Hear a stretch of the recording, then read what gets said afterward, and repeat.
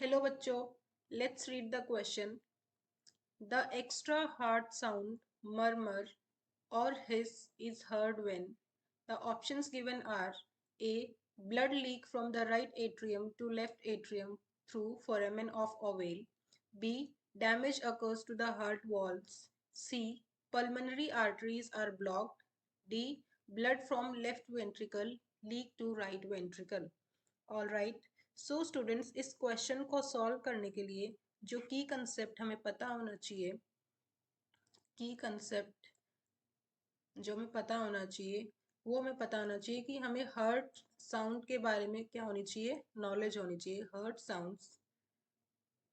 Okay.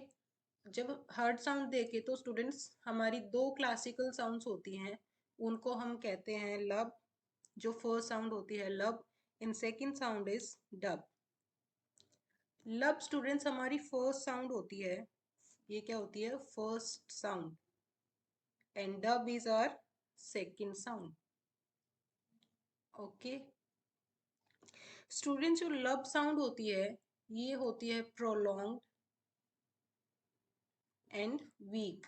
It is a prolong but weak sound. And dub is sharp and short. Okay. Lub sound जो होती है students वो अकर होती है जब क्या होता है? Closure of. It occurs due to closure of cuspid valve. cuspid valve. whereas जो डब साउंड प्रोड्यूस होती है वो तब प्रोड्यूस होती है स्टूडेंट्स जब क्या होता है? Closure of semilunar valve. Okay.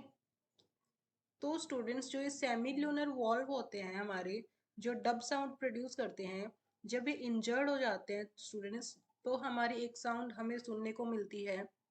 जब सेमील्यूनर वॉल्व्स होते हैं ये इंजर्ड हो जाएंगे, तो जो दूसरी sound in the place of dub जो हमें मिलेगी वो मिलेगी एक सॉफ्ट नॉइज सुनने को मिलेगी students. Soft noise, a hissing kind of noise. और उस नॉइज को स्टूडेंट्स हम कहते हैं मरमर और हिस. तो स्टूडेंट्स, हमें क्वेश्चन में यही पूछा है जो एक्स्ट्रा हार्ड साउंड होती है मरमर और हिस, ये कब सुनने को मिलती है? तो स्टूडेंट्स, हमने देख लिया कि ये क्या मिलती है जब हमारे हार्ट वॉल्स क्या हो जाते हैं? डैमेज हो जाते हैं.